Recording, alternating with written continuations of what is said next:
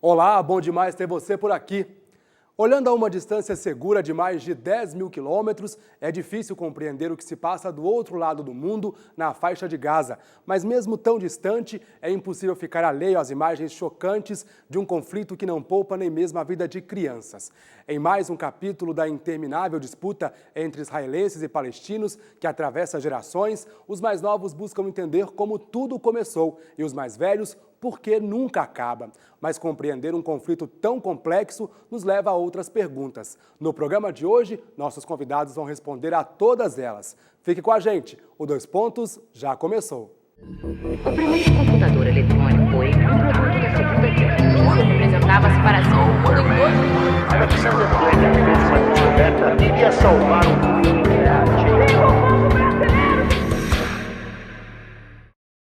Nós convidamos o professor Roberto Luiz Silva, decano de Direito Internacional da Universidade Federal de Minas Gerais. 2 pontos para ele. Criou-se uma comunidade muito rica. Essa comunidade, hoje em dia, atua sob a forma de lobby sobre o governo norte-americano, e o que faz com que haja esta relação interdependência, muitas vezes forçada. Convidamos também o Williander Salomão, advogado e mestre em Direito Internacional pela PUC Minas, onde defendeu a dissertação sobre os conflitos na Palestina. 2 pontos para ele. Israel, desde o começo, nunca foi reconhecido como Estado por nenhum país árabe. Então, são inimigos ao meu redor. Somente Egito e Jordânia reconhecem Israel como um Estado.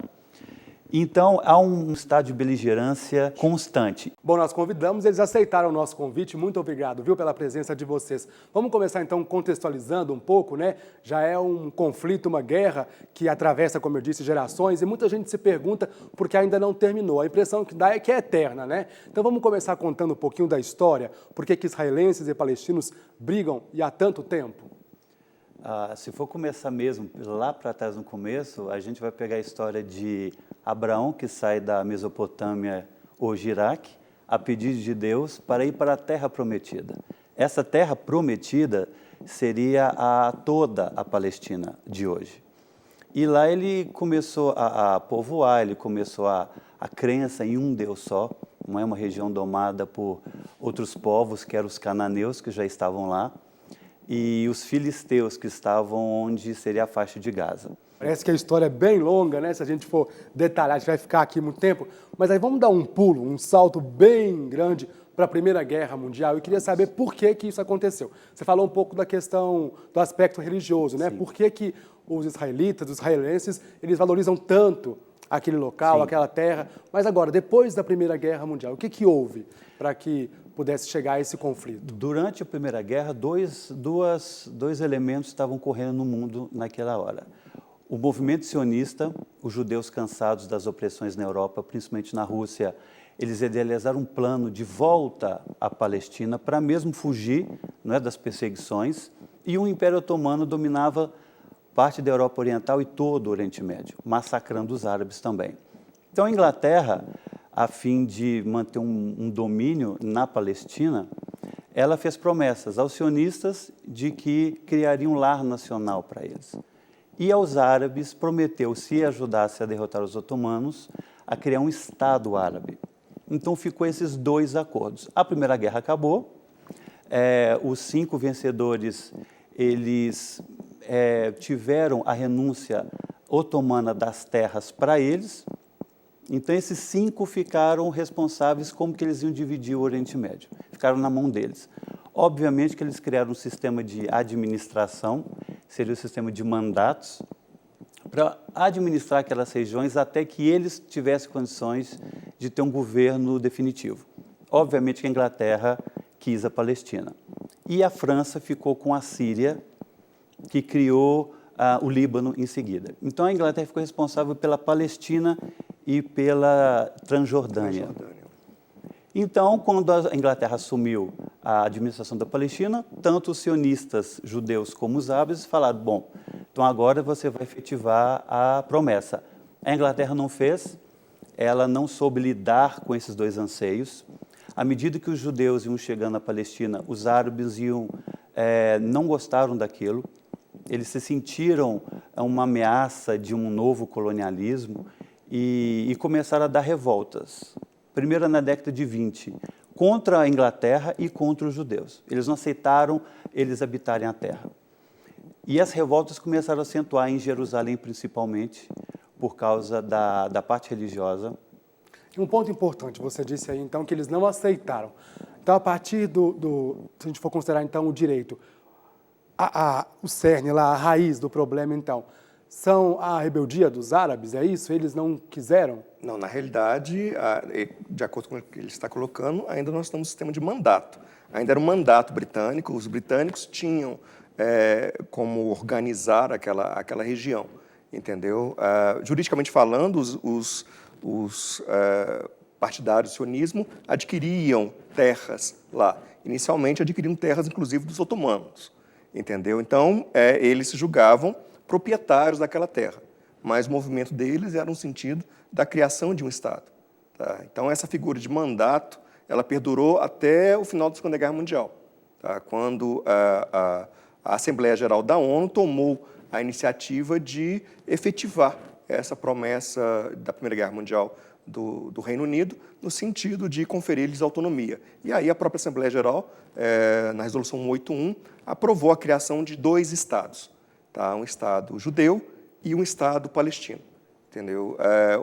Israel prontamente, os judeus prontamente aceitaram essa resolução das Nações Unidas, tá? Acataram a criação de um Estado judeu lá nessa região, mas os árabes não. Os árabes não aceitaram em função daquilo que ele havia colocado, em função deles julgarem que os judeus estavam invadindo uma terra que lhes pertencia historicamente. Eles não aceitaram, ficou este impasse, e um dia antes de vencer o período de mandato britânico sobre aquela região, Israel declarou independência, entendeu? Então, ele declarou unilateralmente essa independência e logo passou a ser reconhecido por uma série de estados. Enquanto os árabes ainda discutiam, tá, se aceitavam ou não a criação de um outro estado, como é que seria a criação desse estado árabe, ou seja, Israel tomou a iniciativa. Quando foi estabelecida essa divisão no seio da Assembleia Geral das Nações Unidas, a maior parte do território pertenceria aos palestinos. Entendeu? Não é a divisão que nós conhecemos hoje em dia. É uma outra divisão, tá, onde eles levaram critérios populacionais em consideração. Como a população palestina era maior, aquela faixa de terra teria a sua maior parte dotada para a Palestina. Israel aceitou a criação do Estado israelense, mesmo com uma diminuta faixa de terra, entendeu? E perdurou isto até quando houve a Guerra da Independência. Logo em seguida, né, os árabes não aceitaram essa criação do Estado de Israel e incentivaram um conflito, no sentido de expulsar esses israelenses. E aí, exatamente nessa Guerra de Independência, começa o chamado êxodo árabe.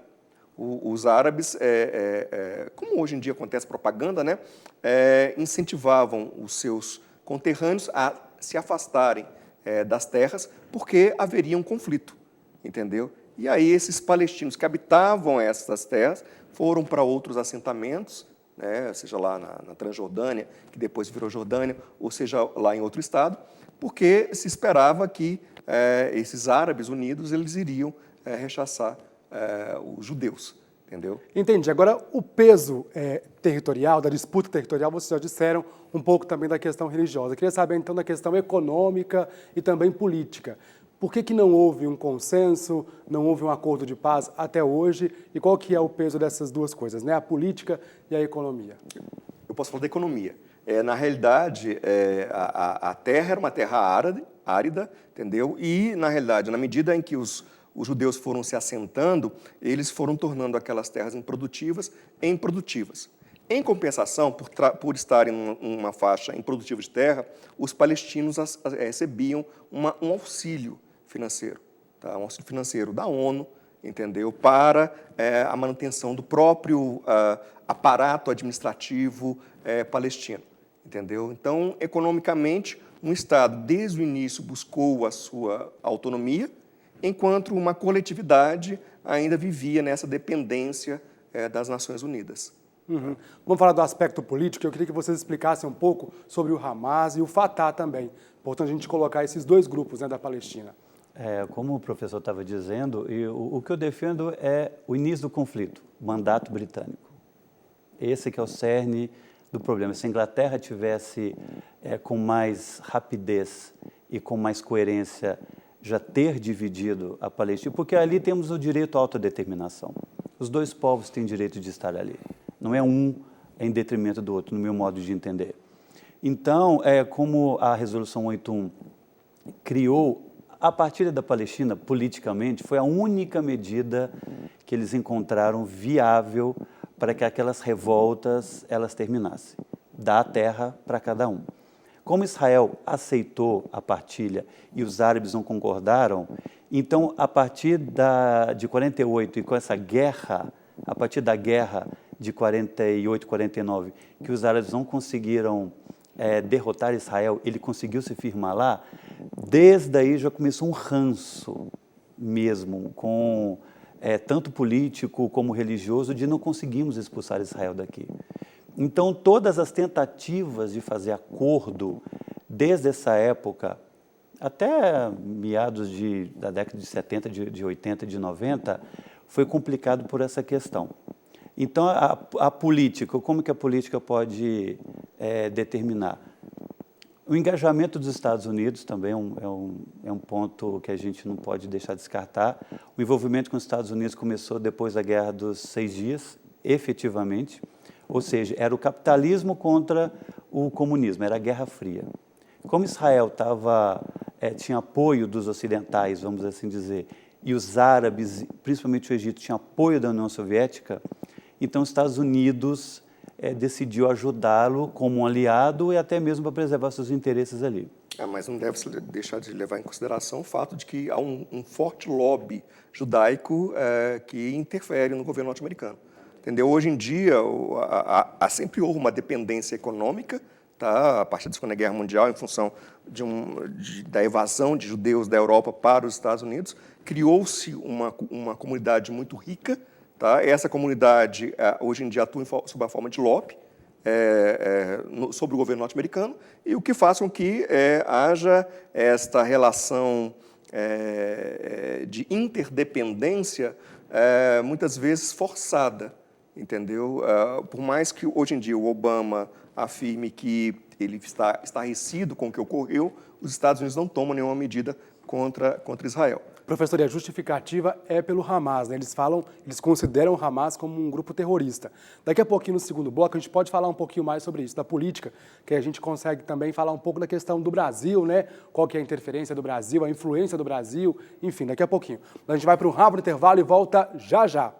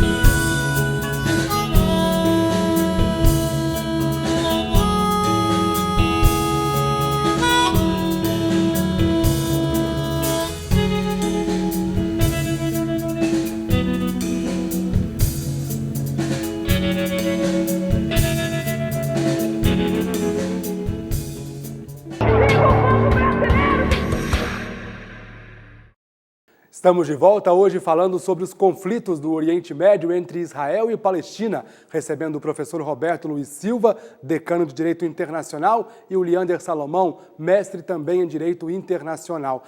Terminando falando um pouco no primeiro bloco da questão internacional, das relações internacionais, mas antes disso, vamos se atentar um pouco para a questão regional, né, local também, interna, dos dois países, começando primeiro pela Palestina, onde existem dois grupos lá, o Fatah e o Hamas. Existem outros também, claro, mas desses dois, queria que você explicasse um pouquinho o que cada um deles defende, querem, e por que um deles, o Hamas, é considerado um partido terrorista, né, um grupo terrorista? Bem, na realidade, hoje em dia nós temos Fatah e Hamas, principalmente na Palestina. O Fatah se origina da OLP, Organização para a Libertação da Palestina, que a partir da década de 50 foi organizada pelo Yasser Arafat, no sentido de combater Israel e criar o Estado palestino. Tá? Inicialmente, a OLP partiu para o lado armado, para atentados terroristas, até que nós tivemos os acordos de Oslo, né, que o Bill Clinton intermediou, tá? E aí a Palestina, a OLP, renunciou aos atentados terroristas para atingir a paz. E criou-se nesse momento a Autoridade Palestina, e essa Autoridade Palestina foi identificada inicialmente com Yasser Arafat e o órgão ao qual ele participava, a Fatah. O Fatah é uma organização laica, tá? Ou seja, ela não tem essa visão religiosa, exatamente diferente do Hamas. O Hamas ele se origina da Irmandade Muçulmana no Egito, e o objetivo dele é a criação de um Estado Islâmico, entendeu, na Palestina. Nesse sentido, enquanto a OLP participava de atentados terroristas, de luta contra Israel, e aí cria o Fatah, o Hamas começa com uma atividade de auxílio social. Ele começa inicialmente instalando hospitais, instalando escolas. Tá? O objetivo dele inicial era de assistência social. Tá? Por isso que, por exemplo, há um enorme sentimento positivo na Palestina para o Hamas, exatamente porque ele atuou inicialmente nessas áreas. Para, num segundo momento, encaminhar para a luta armada contra o Estado de Israel. Tá?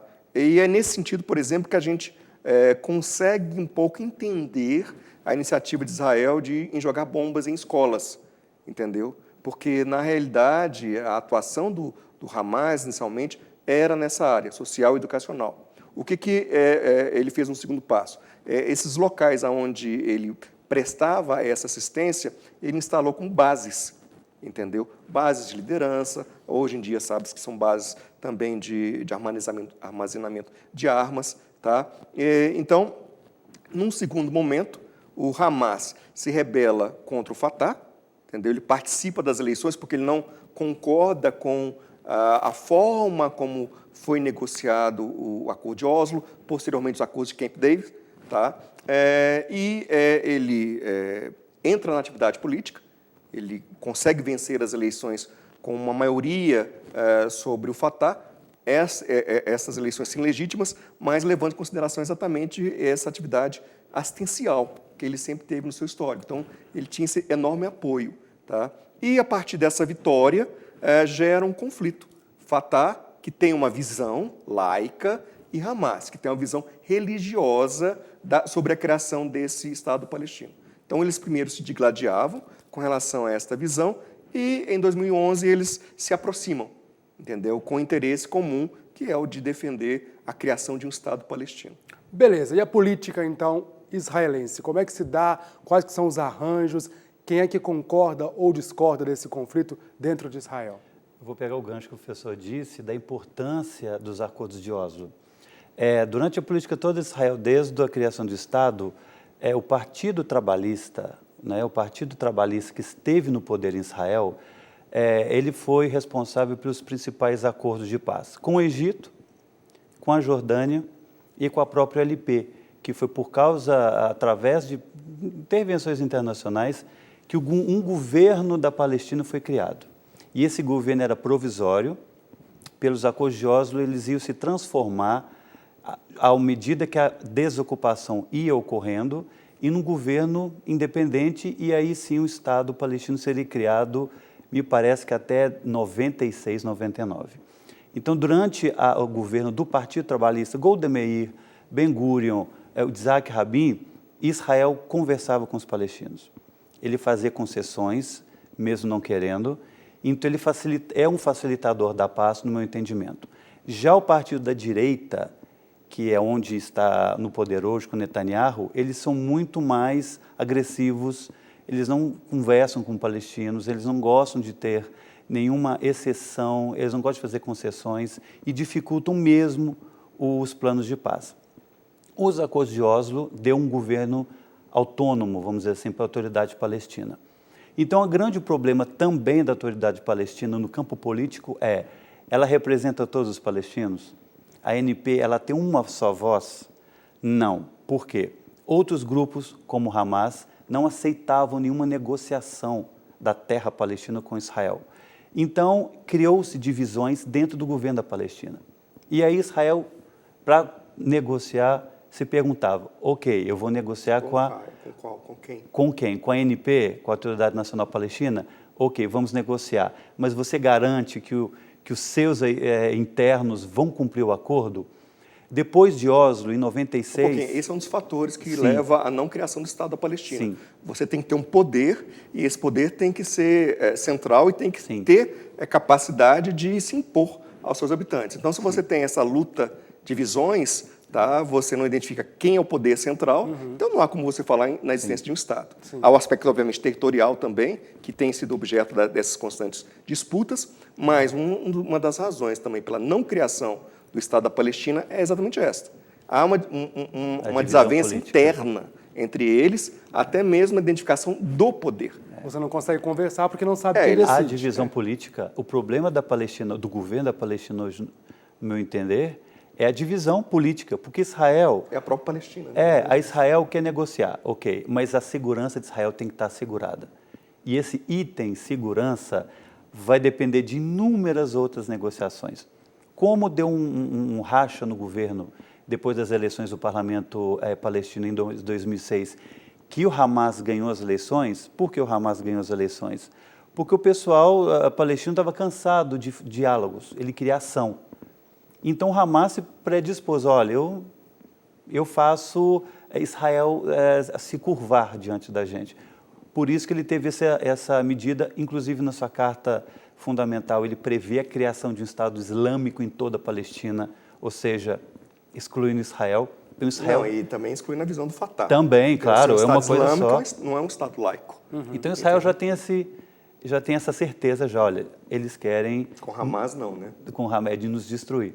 Depois da eleição do parlamento palestino em 2006, que começou a piorar a situação. Por quê? O Fatah foi retirado de Gaza, a Palestina, o Hamas começou meio que um governo lá e o Fatah com a ANP começou um governo na Cisjordânia. Então, Existem dois primeiros ministros. O primeiro-ministro da Cisjordânia, que é o Mahmoud Abbas, e o primeiro-ministro de Gaza, que é do Hamas. Entendeu? Então, quer dizer... E a comunidade internacional reconhece como legítimo o governo da autoridade palestina na Cisjordânia.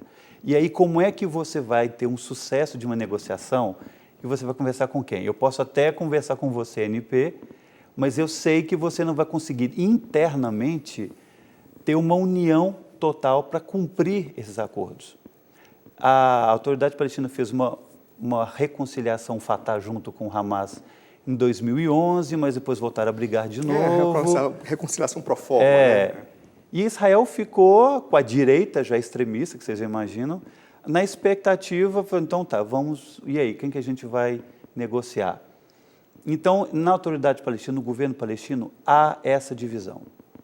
Neste ano, novamente teve uma reconciliação, um governo nacional único entre o Fatah e o Hamas, que Israel não reconhece, que chamam Hamas de terroristas, e com terroristas a gente não negocia. Se fosse o Partido Trabalhista, eu acredito que eles abririam uma concessão vendo a parte histórica, não é? Você imagina o Egito, com Nasser, foi responsável pela Guerra de 6 Dias, queria destruir Israel, era um inimigo violento, e depois veio Sadat, o novo presidente do Egito na década de 70, fez o acordo de paz com o Partido Trabalhista. Agora, dadas as considerações que vocês fizeram do Hamas, do Fatah, da política interna de Israel, quem é que está certo e quem é que está errado nessa? Eu acho que ninguém está certo, ninguém está errado. Eu acho que o grande problema que nós não conseguimos identificar é quais são os interesses por trás desse conflito. Há interesse. Por que os israelenses também não querem negociar? O que move a direita de Israel? O que a mantém no poder? É esse temor do ataque árabe, entendeu? Então, ela na realidade, ela justifica, através desses bombardeios, a sua presença no poder. Tá? O que mantém esse conflito do lado palestino? Entendeu? São questões seculares que não estão sendo respeitadas, o nosso direito de propriedade e daí em diante. Então, na realidade, hoje em dia, eu acredito que nenhum dos lados está muito interessado em chegar a um consenso. E nem a comunidade internacional?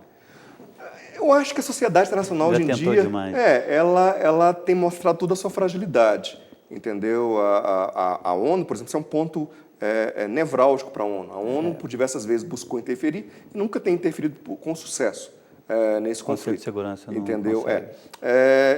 Historicamente, me corrijam se eu estiver errado, historicamente Israel tem enfrentado bastante a ONU, não cumprido as resoluções da ONU ou aquilo que a ONU pede? É isso mesmo? Não há resolução da ONU sobre a matéria. Sequer se chega a criar uma resolução do Conselho de Segurança da ONU.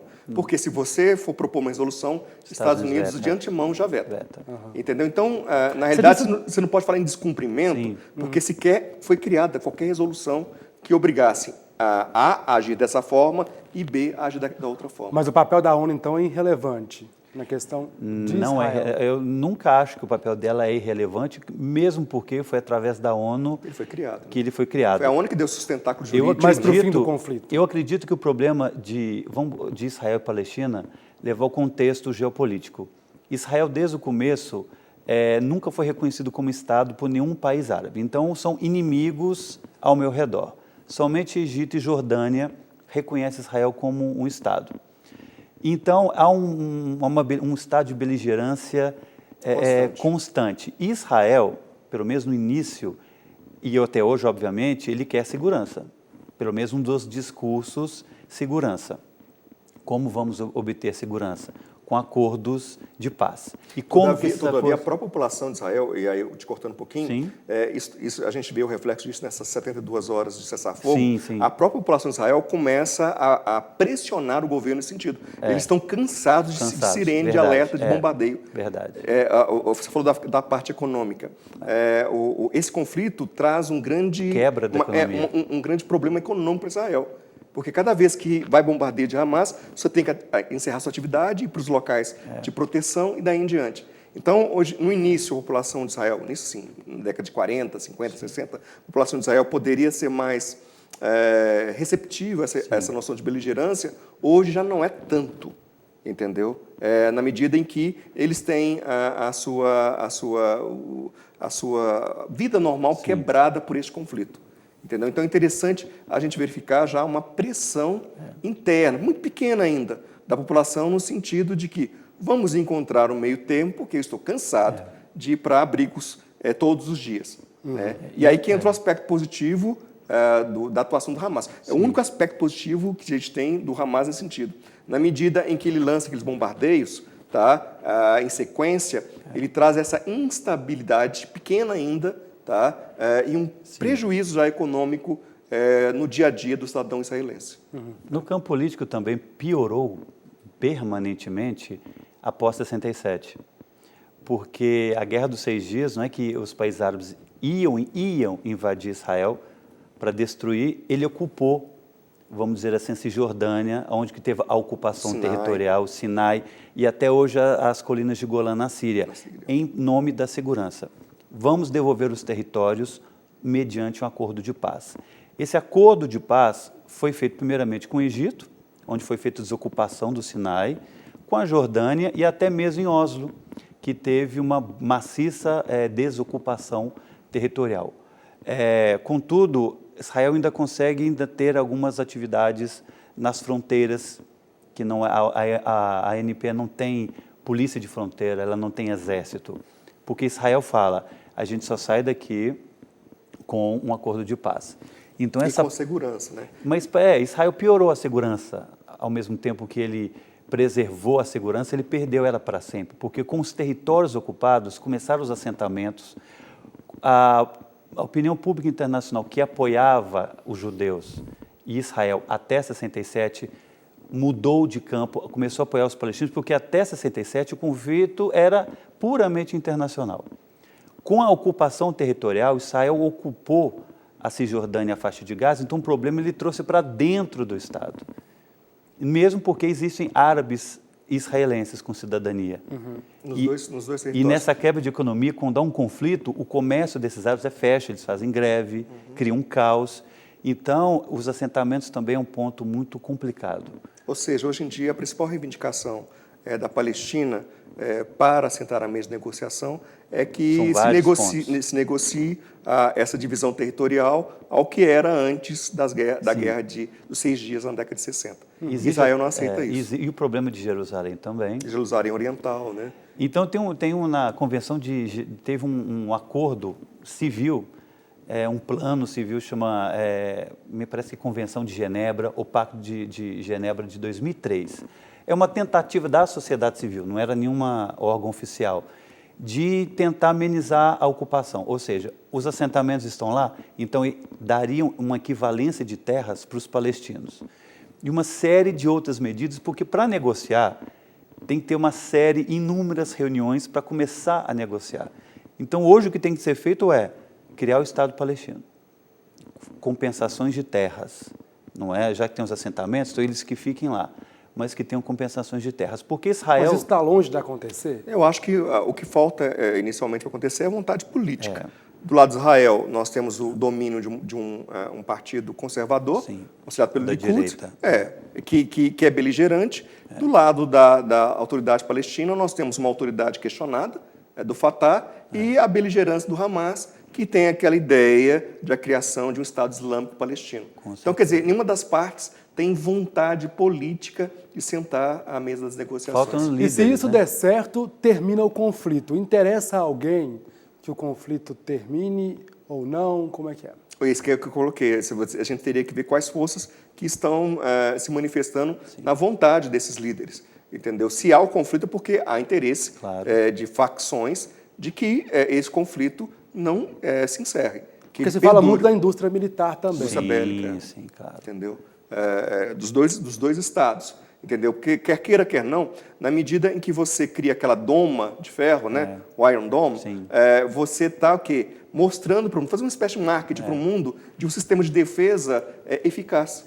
Quer queira, quer não, a indústria bélica israelense, ela está se divulgando, se mostrando por esse conflito. Quer dizer, é uma análise bem burlesca, né?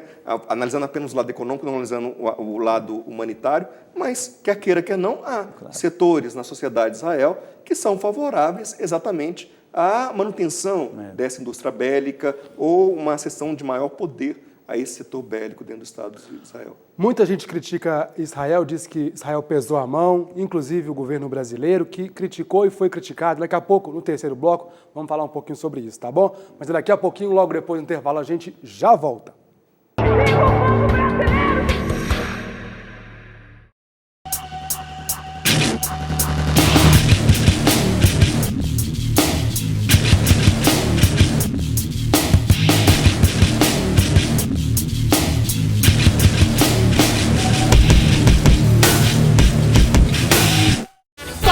Torto, egoísmo, escroto, prefiro o oposto. Namastê, o hip hop que está em mim, saúde o que está em você. Hip hop que está em mim, saúde o que está em você. Namastê, família, namastê. Namastê. Somos hip hop todo mundo. De bigode. Vai!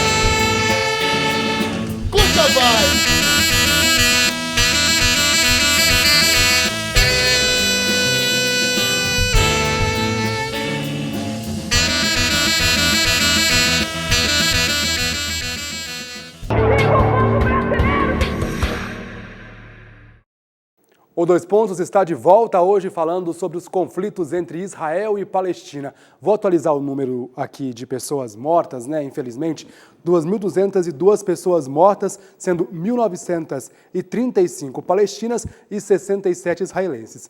Desses, 1.408 são civis palestinos, 452 crianças e 235 mulheres. Com isso, houve uma crítica aí na comunidade internacional e, inclusive, do Brasil, de um uso desproporcional da força por Israel. Vocês concordam com isso? Com certeza. O problema do bloqueio também da população de Gaza não pode sair de lá. Israel e o Egito impuseram um bloqueio tanto econômico, por terra, ar e oceano.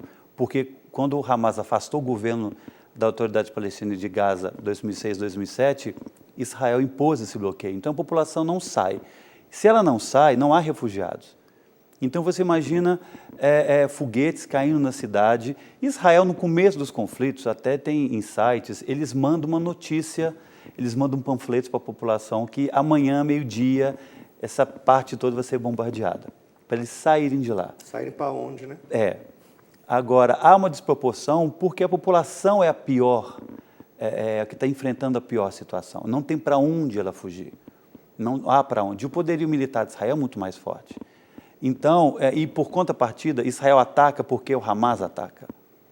Aí Israel para de atacar, aí o Hamas dispara mais um foguete e descobre mais 60 túneis dentro de kibbutz em Israel. Então, uma coisa não para, uma coisa vai continuando. Mas a desproporção, ela é porque a população é a mais sofredora. Eu acho que essa questão da proporcionalidade, ela tem que ser avaliada inicialmente com relação ao que originou esse conflito. Tá? Na realidade, o que originou foi que três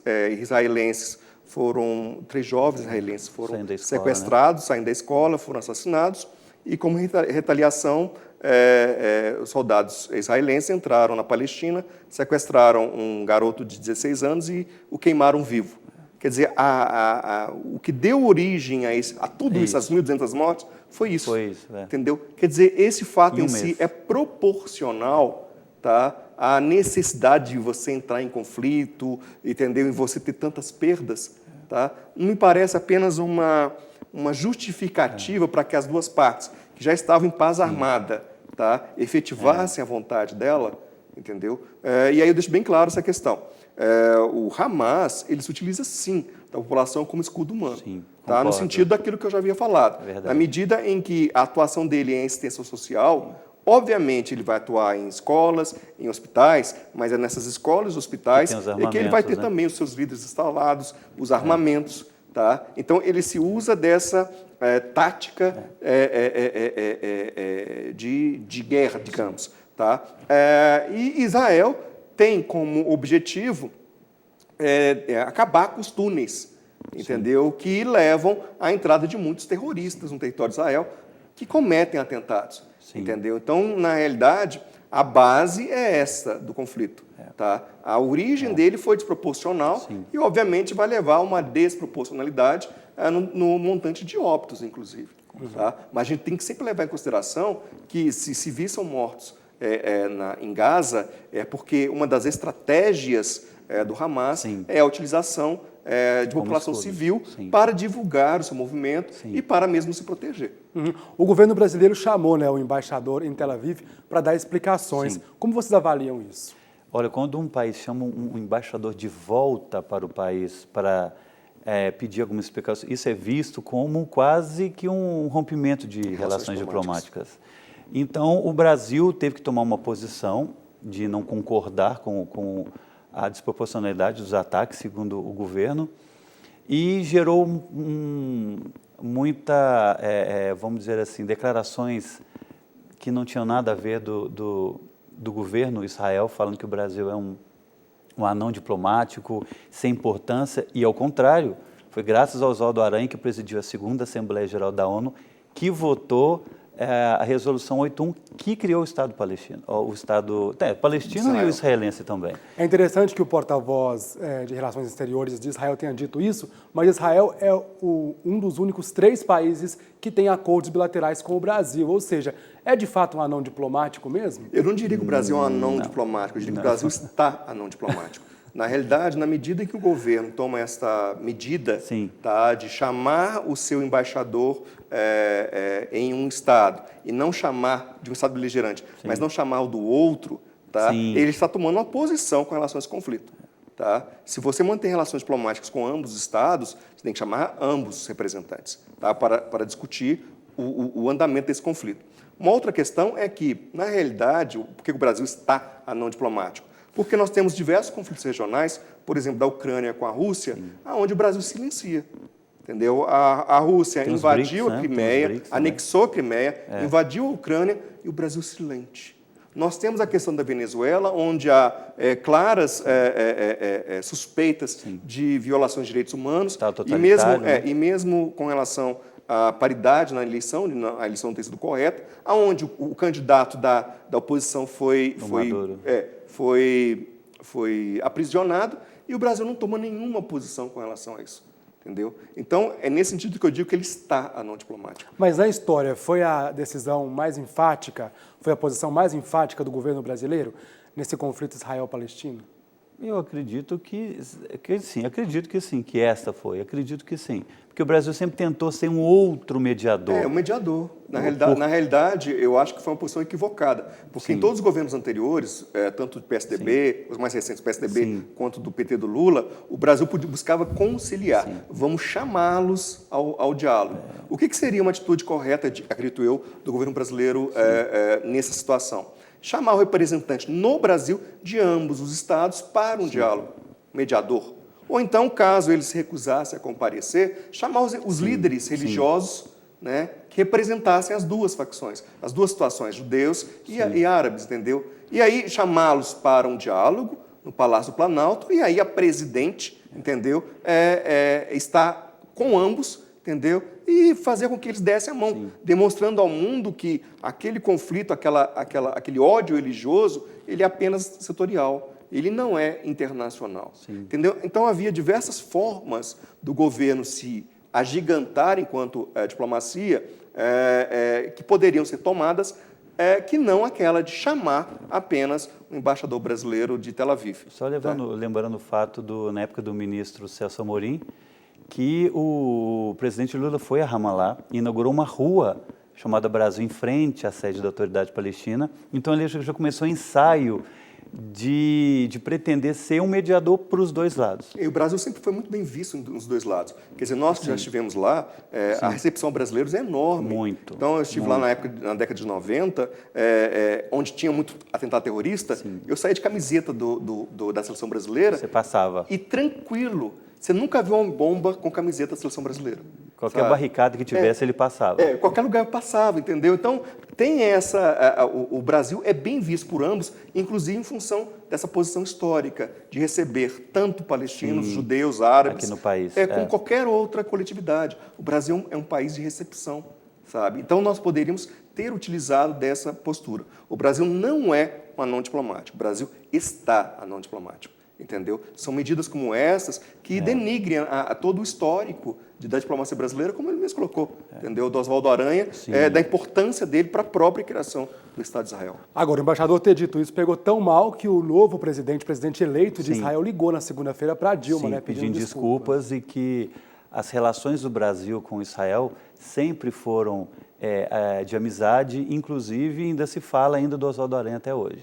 E até mesmo, acredito eu, um reflexo da pressão interna que ele já está sofrendo. Com certeza. Da população de Israel, que esperava que aqui fosse um conflito rápido, uma semana e tal, acabou, e já está um mês, minha vida já está difícil há um mês, entendeu? Sabe? Esse conflito, inclusive, piorou a imagem de Israel no exterior. E na Europa já tem movimentos antissemitas, já começou de novo aquele medo do antissemitismo, começou a atacar sinagogas. Então, isso o governo israelense tem que ser visto. Ele tem que observar isso, que tem que chegar o momento de conversar. Eu defendo a autodeterminação dos dois povos, a partilha da Palestina, a criação do Estado da Palestina, para que as coisas possam melhorar. Inclusive, para a atual negociação, Hamas exige desbloqueio e Israel exige desmilitarizar o Hamas. Então, e o Egito também é peça importante agora, por causa, inclusive, da Irmandade Muçulmana com o Hamas. Mas a questão toda é a seguinte, Israel se tornou mais beligerante na medida em que a Irmandade Muçulmana que apoiava o Hamas, entendeu, saiu do poder. Aí o que acontece? O Egito fecha também suas fronteiras. É aí que ele falou que gera o esgotamento econômico da faixa de Gaza. Eles tinham uma saída para a sua população, a entrada de bens duráveis via a fronteira com o Egito. Mas na medida em que a Irmandade Muçulmana é deposta no Egito, tá? O Egito fecha essa fronteira, então eles não têm mais nenhuma saída. E essa é uma reivindicação do Hamas, ter pelo menos um aeroporto ou um porto na faixa de Gaza. Entendeu? E Israel não vai consentir, porque se abrir as fronteiras com o Hamas, assim, com esse poderio militar, aí o Hamas vai ficar muito mais poderoso. E isso Israel não quer. Então, ele está aproveitando também essa última onda de hostilidade e ataques para enfraquecer o Hamas mesmo, para... Ele já matou 250 líderes do Hamas. Mas aí a gente está falando do fim permanente do conflito, né? Esse conflito de agora, embora a gente esteja num período de cessar-fogo, vocês acreditam que está para terminar esse conflito? O que falta para terminar? O meu ponto de vista é de que ele está exaurindo-se. Sim. Exaurindo-se por pressão de ambos os lados. No caso de Israel, por uma pressão econômica, entendeu? Na medida em que está trazendo prejuízo à população de Israel, que tem que se esconder nos locais de proteção, e se esgotando do lado do Hamas, na medida em que ele não tem mais a chegada de armamentos. Aqueles mísseis, uma hora, vão acabar. Entendeu? Então, a capacidade bélica dele está se reduzindo. Entendeu? Além, é claro, da perda de diversos líderes. Mas, basicamente, eu acho que ele vai se reduzir em função da pressão econômica dentro de Israel e da falta de armas pelo lado do Hamas. Seria a pressão a responsável para terminar, não o fato bélico em si, mas a pressão interna e internacional, porque ambos os lados, os dois lados, a população ela fica à mercê. Os mísseis do Hamas e os mísseis de Israel na população de Gaza. E pior, a população da Cisjordânia também pode se rebelar e criar outro conflito, que pode se estender até por Hezbollah e por aí não seria interessante para Israel provocar esse tipo de coisa. Mas só para encerrar a minha posição, eu acho que a perda humana ela é irreparável. Entendeu? O ódio que vai se gerar por parte dos cidadãos da Palestina contra Israel em função dessas mortes... Torna os acordos até inexecutáveis no futuro. Isso tende a eternizar esse conflito. Entendeu? Então, eu acho que agora ele vai se arrefecer, entendeu? Mas vai ter uma nova intifada, daqui a pouco os israelenses dão um tiro na cabeça do palestino ou vice-versa, aí começa tudo de novo. Talvez nesse momento de tranquilidade seria o ideal, né, para poder sentar, conversar. Como aquilo que a gente tinha falado, Israel vai ter que conversar com duas partes, com a autoridade palestina e o Hamas. E para um governo que não tem interesse em conversar, que é o atual governo de direito de Israel, ótima essa desculpa. Eu estou aberto ao diálogo, mas eu não sei com quem dialogar.